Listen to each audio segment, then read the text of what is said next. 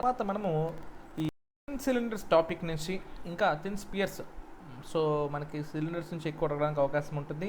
So ఈ thin cylinders నుంచి మనకి లాస్ట్ ఇయర్ ఏపీఎస్సి ఏఈ ఎగ్జామ్లో ఎటువంటి టైప్ ఆఫ్ బిట్స్ అడిగాడు, సో మనం చదువుకున్న తర్వాత ఎటువంటి బిట్స్ మనం రెఫర్ చేసుకోవాలి అనేది మనము ఈ వీడియోలో డిస్కస్ చేయబోతున్నాం. సో ముందుగా ఏంటంటే ఈ వీడియోలో మెయిన్గా ప్రీవియస్ ఇయర్ క్వశ్చన్స్ ఎలా ఉన్నాయి డిస్కస్ చేయబోతున్నాం, వాటి సాల్వ్ చేద్దాం.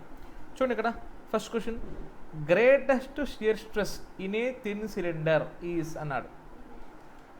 కావాల్సిన పేరు కొంచెం డిఫరెంట్గా ఇచ్చాడు. గ్రేటెస్ట్ అంటే ఏంటి? Nothing but maximum shear stress. Maximum shear stress formula అయింది PD/80.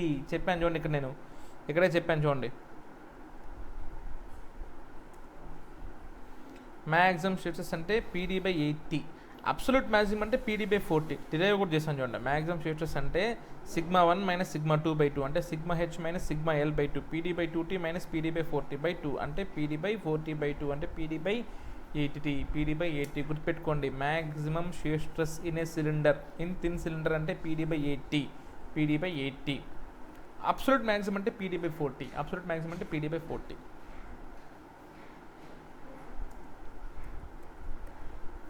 So option is PD/80. So 1 second, ఇక్కడ కరెక్ట్ ఆప్షన్ PD/40 ఇచ్చాడు. ఇది అర్థం కాలేదు. Greatest shear stress in thin cylinder, so ఇది PD/80 కరెక్ట్. సో ఇక్కడ ఏంటంటే PD/40 తప్ప ఆన్సర్ ఇది. వాడు ఒకవేళ అబ్సల్యూట్ మ్యాక్సిమం షియర్ స్ట్రెస్ అని చెప్పుంటే PD/40, బట్ దీనికి మటుకు ఇది PD/80 కరెక్ట్. ఈవెన్ దో వాడు తప్పించినా కూడా ఆన్సర్ ఇది PD/80. సో అందుకే నేను కూడా లాస్ట్ టైం రాసినప్పుడు ఆప్షన్ 1 పెట్టినాను. సో తర్వాత క్వశ్చన్ చూద్దాం. The ratio of hoop stress to longitudinal stress. ఇది చాలా సింపుల్ అండి, ఈజీ క్వశ్చన్ చూడండి. ఎందుకంటే హూప్ స్ట్రెస్ అంటే ఏంటి? హూప్ HOOP HOO 2 సున్నాలు కాబట్టి PD/2T ఆ రెండు ఇక్కడ వస్తుంది. లాంగిట్యూడినల్ స్ట్రెస్ అంటే PD/40. వాడు రేషియో అడిగాడు. σH/σL అంటే PD/2T PD/40. PD cancel. So 1/2T 1/40. So answer is, ఇక్కడ ఫ్రాక్షన్ పైకి వెళ్తే రెసిప్రోకల్ అవుతుంది కదా, so 4T/2T. So 2 1s are 2 2s are. Answer is 2. Answer is 2. Simple అండి. PD/2T అంటే 0.5, PD/40 అంటే 0.25. 0.5 1s are 0.5 2s are కదా. So ratio of hoop stress longitude stress అంటే PD/2T/PD/40 అంటే option is 2. Option is 2 and answer is 2. Okay, next one. So ఇక్కడ ఏంటంటే మనకి కొంచెం క్వశ్చన్ అనేది మీకు చిన్నదిగా ఉంది కాబట్టి జూమ్ చేస్తున్నాను. The thin cylinder analysis is generally applicable for a D/T ratio of not. చాలా ఇంపార్టెంట్ అండి. సో నేను మీకు థిన్ సిలిండర్ డెఫినేషన్ చెప్పేటప్పుడు చెప్పాను, ఒక సిలిండర్ని థిన్ సిలిండర్ అని ఎప్పుడు అంటామంటే if thickness is less than D/15. చూడండి అది రాస్తాను చూడండి. If thickness is less than D/15 then దాన్ని ఏమంటామంటే మనము థిన్ సిలిండర్ అంటాం. దాన్ని ఏమంటాం మనము? థిన్ సిలిండర్ అంటాం. అయితే ఇక్కడ మనకేమన్నాడు? D/T రేషియో అన్నాడు. D/T ratio. సో ఇప్పుడు 15T is less than D కదా, అంటే 15 ఈజ్ లెస్ దాన్ D/T కదా, అదే కదా అడిగింది. అంటే D/T should be greater than 15 is the option. లేదు మనకేంటి మనకేమోవాలి? T is less than D/10 to D/15 కదా.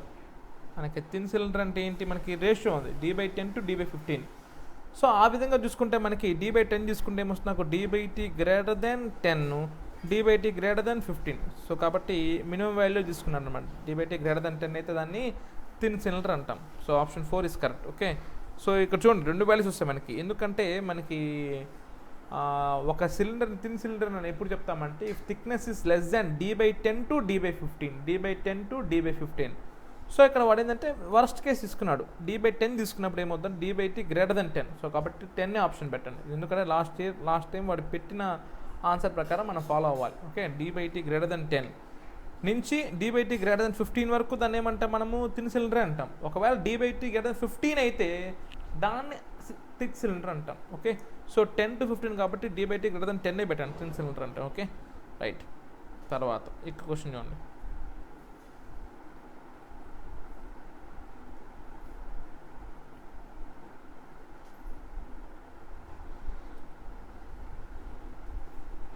వన్ సెకండ్, ఈ క్వశ్చన్ కాదు.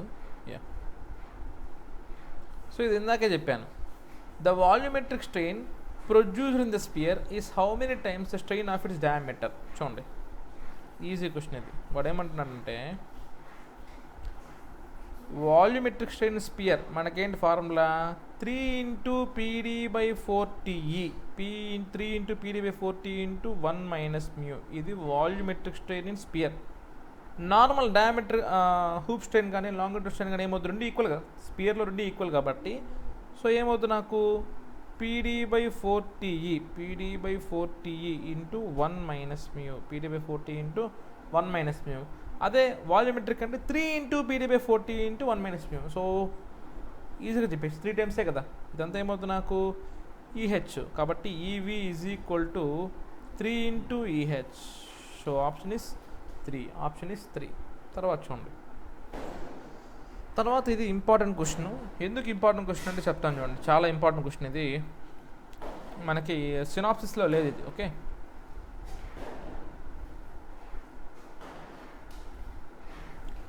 it is desired to shrink a thin steel tire onto a rigid wheel of 3600 mm diameter. What is the internal diameter of the tire if after fitting the hoop stress in the tire is 95 Newton per mm square? Take E is equal to 2 into 10 power 5 MPa. MPa అంటే 1 Newton per m square, 1 MPa అంటే 1 Newton per m square. Okay, so వాడు ఏమంటున్నాడు, it is desired to shrink a thin steel tyre on to a rigid wheel of 3600 diameter. ఒక wheel ఉందండి, సో ఆ వీల్కి మనకి ఒక స్ట్రెస్ యాక్ట్ చేశాడు, హూప్ స్ట్రెస్ ఇచ్చేసాడు దాని వాల్యూ. ఆ వీల్ ఒక డయామీటర్ 3600 అంట. అయితే ఆ వీల్ ఒక ఇంటర్నల్ డయామీటర్ మనం కనుక్కోమన్నాడు. చూడండి ఇది ఎలా చేయాలంటే మనకు ఒక ఫార్ములా ఉందండి, ఈజీ ఇది కూడా. Okay, important and easy. ఎలా చేయాలంటే first strain in the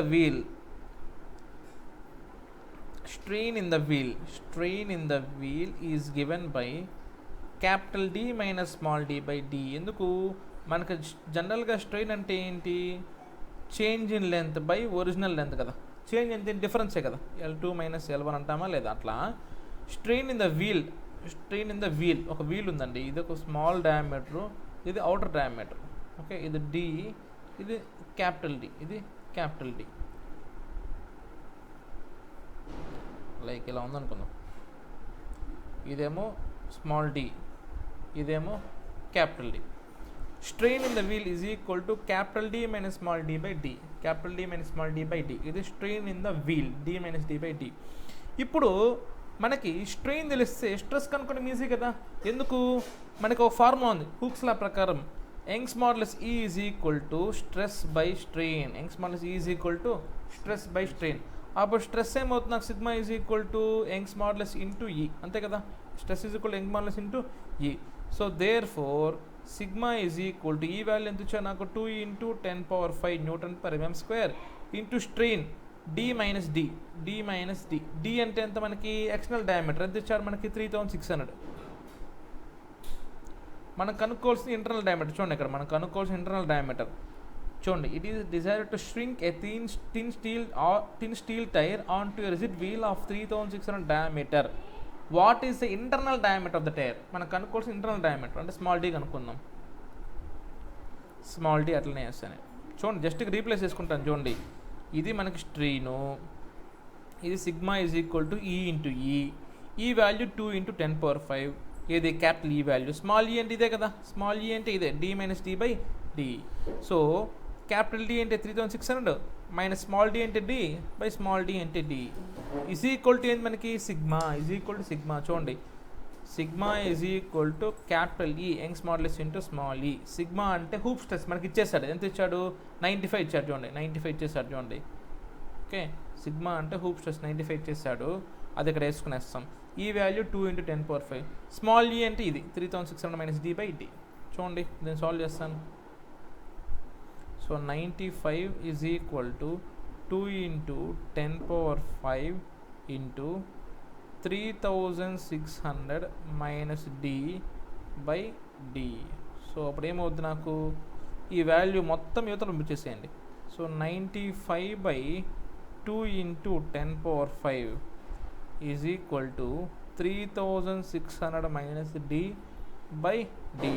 so దీన్ని మనం సాల్వ్ చేసుకుంటే ఎంత వస్తుందంటే వాల్యూ చూడండి, నేను ఆల్రెడీ క్యాల్సిలో చేస్తున్నాను.